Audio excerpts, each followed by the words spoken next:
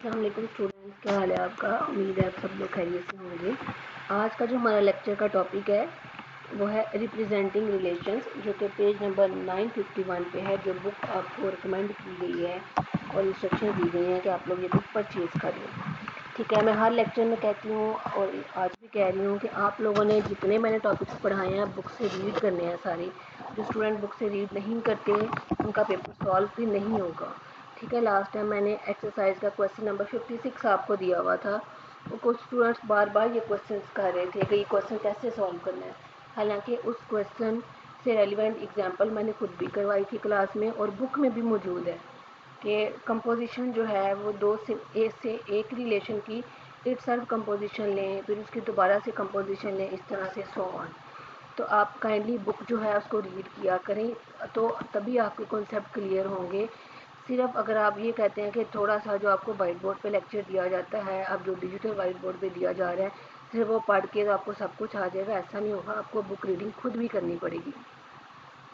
तो ये आज का जो हमारा टॉपिक है वो रिप्रेजेंटिंग रिलेशन। ये टॉपिक हम क्लास में पहले भी डिस्कस कर चुके हैं, आज हम इसको डिटेल से डिस्कस करेंगे। यहाँ पर हम दो तरह की रिप्रेजेंटेशंस पढ़ेंगे। क्लास में मैंने आपको तीन तरह की रिप्रेजेंटेशंस पढ़ाई थी। एक रिप्रेजेंटेशन अभी तक हम जो है हाफ चैप्टर में पढ़ चुके हैं कि रिलेशंस को in the form of set लिखना है। ठीक है, उसके बाद वो एक तो ये रिप्रेजेंटेशन ये होगी in the form of a set, जो कि हम कर चुके हैं।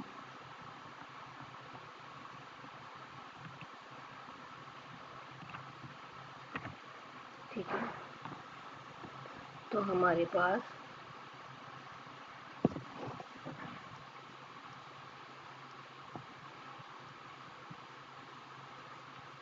सेट की फॉर्म में, ठीक है, जैसे कोई रिलेशन है, फॉर एग्जांपल हमारे पास 1 1 1 2 एंड 2 3, और जिस सेट के ऊपर है उसके अंदर हम एलिमेंट्स ले लेते हैं 1 2 3। इसके ऊपर हमने रिलेशन आर बना लिया। सबसे पहले तो हम इसे इस तरह से लिख सकते हैं सेट की फॉर्म में। दूसरी, हम इसे मैट्रिक्स की फॉर्म में भी रिप्रेजेंट कर सकते हैं। तो मैट्रिक्स की फॉर्म में जनरलाइज डेफिनेशन को समझने के बजाय हम एग्जाम्पल से समझते हैं। हम इसको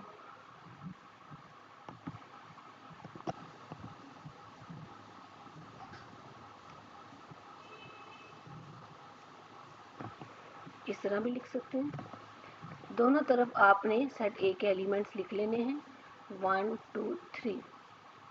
अब ये देखें, यहाँ पर जो आपका पहला एलिमेंट बनेगा इस जगह पर, वो बेसिकली जहाँ पर मैंने रेड कलर का सर्कल लगाया है, ये एलिमेंट बेसिकली है 1 1।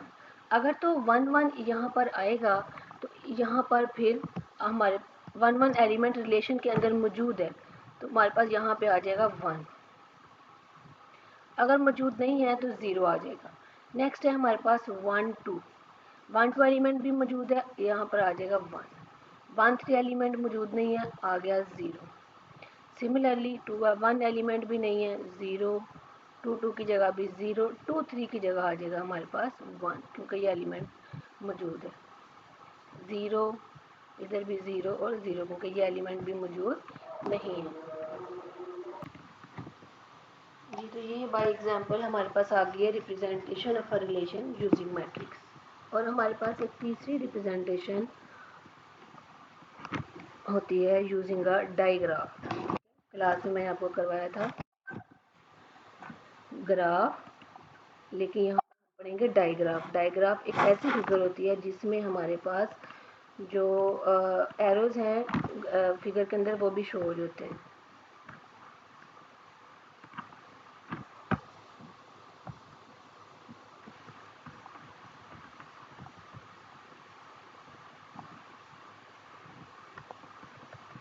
डायग्राफ। अब सेट के अंदर जितने भी एलिमेंट्स हैं पहले उनको पॉइंट्स या जो कहते हैं वर्टेक्स, ठीक है, उनकी फॉर्म में ड्रॉ कर लें, पॉइंट्स की फॉर्म में।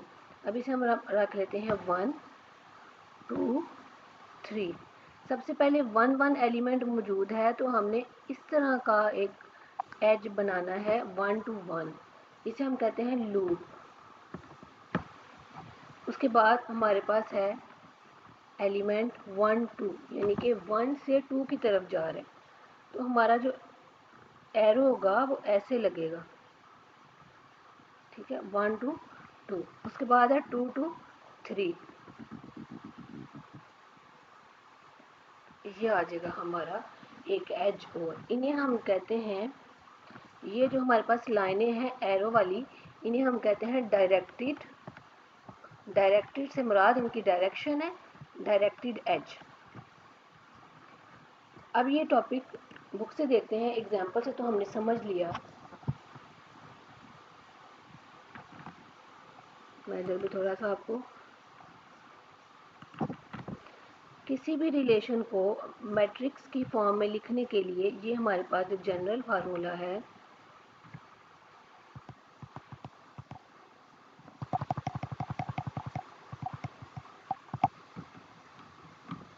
ये है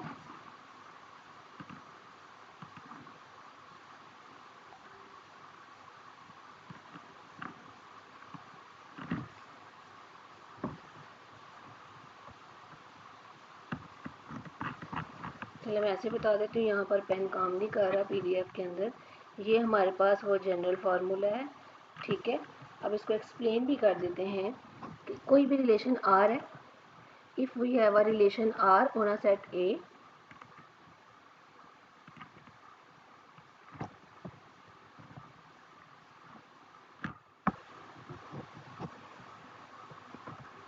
let R be a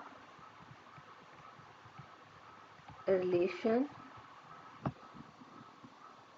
on a set A, then R can be represented, ये डेफिनेशन है इसकी, ठीक है।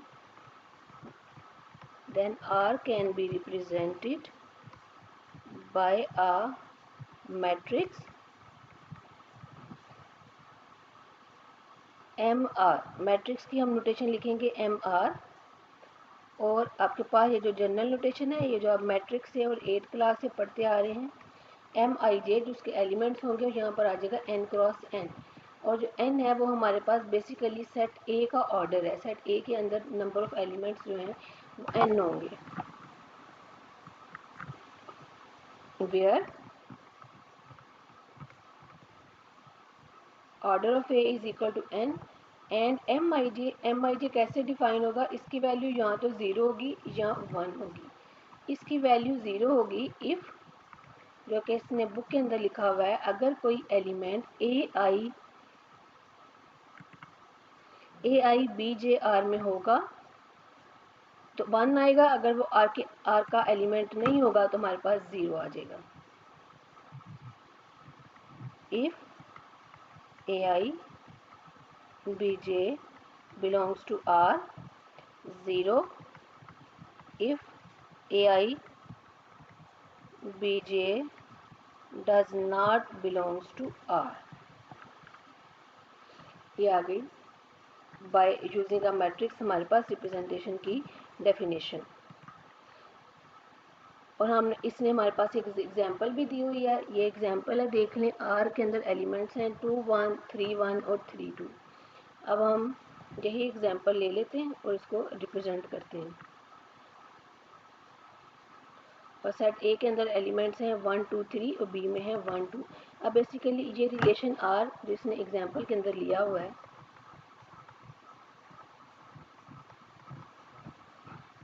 वो आर है फ्रॉम ए टू बी। अब ए टू ए नहीं है, हमारे पास दोनों कैटेगरीज होती हैं। कोई भी रिलेशन ए टू बी भी हो सकता है, ए टू ए भी हो सकता है, 1 2 3, और बी के अंदर एलिमेंट्स हैं 1 2। रिलेशन आर है हमारे पास, इसके अंदर 3 एलिमेंट्स हैं 2 1 3 1 3 2।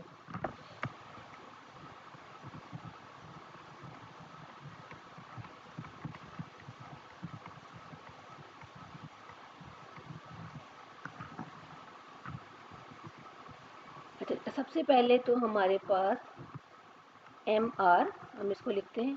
अगर रिलेशन हमारे पास एस होगा तो हमारे पास यहाँ पे आएगा एम एस, ठीक है, उसी के मुताबिक, सॉरी ये नहीं आएगा, हमारे पास मैट्रिक्स की फॉर्म आएगी इधर, जैसे हम मैट्रिक्स की ब्रैकेट्स लगाते हैं, स्क्वायर ब्रैकेट्स, इधर आ जाएंगे ए के एलिमेंट्स 1 2 3 डोमेन के एलिमेंट्स, और ऊपर आएंगे कॉलम्स के ऊपर हमारे पास को डोमेन के एलिमेंट्स।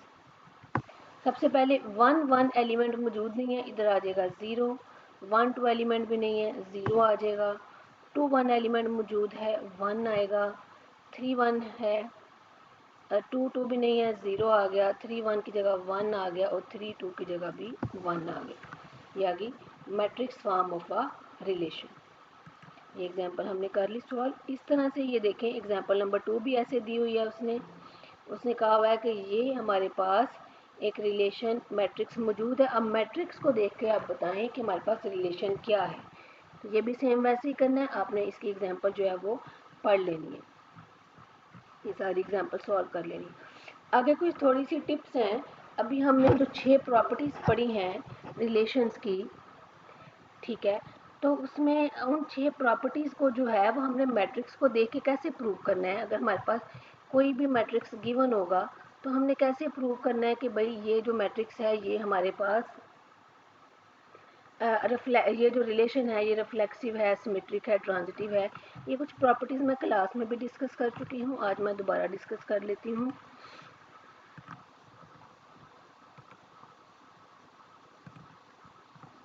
रिफ्लेक्सिव, सबसे पहले हमारे पास मैट्रिक्स को देख के हमने कैसे बताना है कि कोई रिलेशन जो है वो आपके पास रिफ्लेक्सिव है या नहीं। वो तब रिफ्लेक्सिव होगा अगर उसके डायगोनल पे जो सारी एंट्रीज हैं वो 1 के इक्वल हो, कोई एक भी एंट्री जो है वो 0 के इक्वल नहीं होनी चाहिए। ओके, देन वो रिफ्लेक्सिव होगा। All entries of the diagonal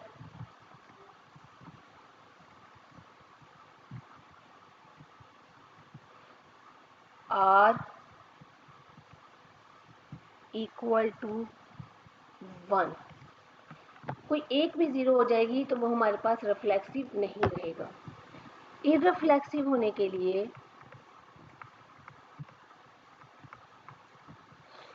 हमारे पास आ जाएगा all entries of diagonal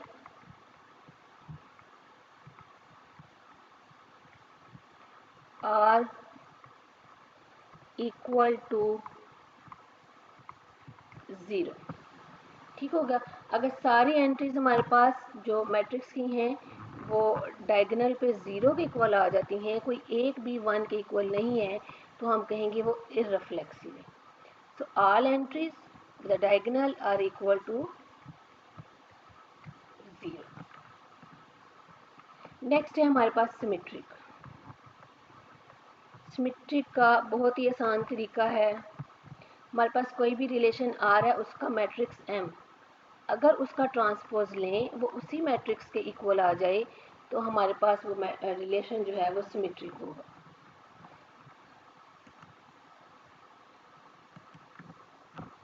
asymmetric,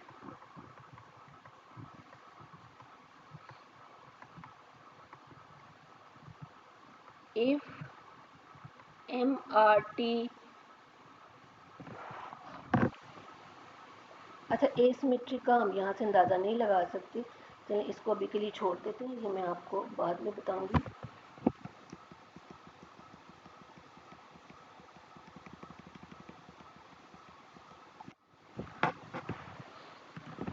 यहाँ तक अब इसने सिमेट्रिक तक भी ये देखिए बता दिया कि ये हमारे पास जो है ये ट्रांसपोज के इक्वल होना चाहिए। अब उसके बाद इसने एंटी सिमेट्री को थोड़ा सा एक्सप्लेन किया हुआ है, मैं भी आपको एक्सप्लेन कर देती हूँ कि एंटी सिमेट्रिक जो है वो कैसे पता चलेगा। एंटी सिमेट्री के बारे में एक एग्जांपल ले लेते हैं किसी रिलेशन की और फिर देख लेते हैं कि वो एंटी सिमेट्रिक है या नहीं।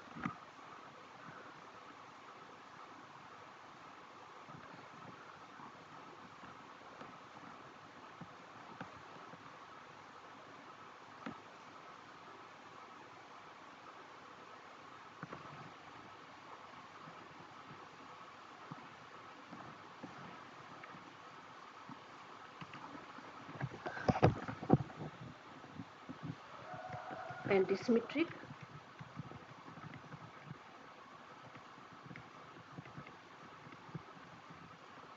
फॉर एग्जाम्पल, अगर हमारे पास कोई रिलेशन R है, M R is equal to M I J N cross N, then it is antisymmetric if Mij is equal to 1, then Mji is equal to 0 for I is not equal to j। जब I और j दोनों distinct number हैं हमारे पास, अगर I और j equal हैं तो हमें फ़र्क नहीं पड़ता, वो 0 भी हो सकता है और वो 1 के इक्वल भी हो सकता है। लेकिन अगर I और j डिफरेंट हैं तो हमारे पास Mji फिर 0 होना चाहिए अगर Mij 1 है।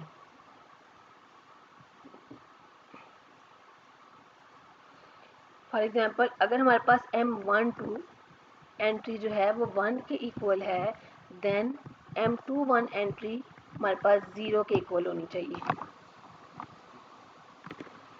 चलें जी, अब आप लोगों के लिए एक होम टास्क है।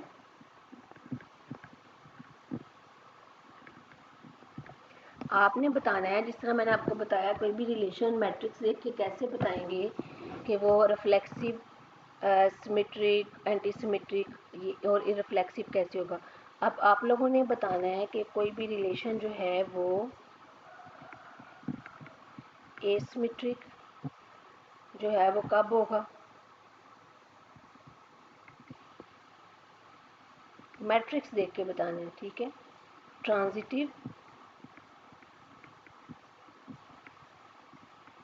ये 2 प्रॉपर्टीज़ रह गई थी हमारे पास, बाकी सारी 4 प्रॉपर्टीज़ जो हैं वो मैंने डिस्कस कर ली। तो ये आप लोगों ने खुद पढ़ना है और फिर मुझे बताना है। मैं आप लोगों से ये क्वेश्चन करूँगी कि आप लोगों ने ये पढ़ा है या नहीं, ठीक है। ये वाला लेक्चर यहाँ तक इतना ही है। दूसरा लेक्चर जो है उस पर मैंने मैट्रिक्स को यूज़ करके यूनियन, इंटरसेक्शन और कंपोजिशन कैसे निकालना है वो हम अगले लेक्चर में समझेंगे इंशाल्लाह।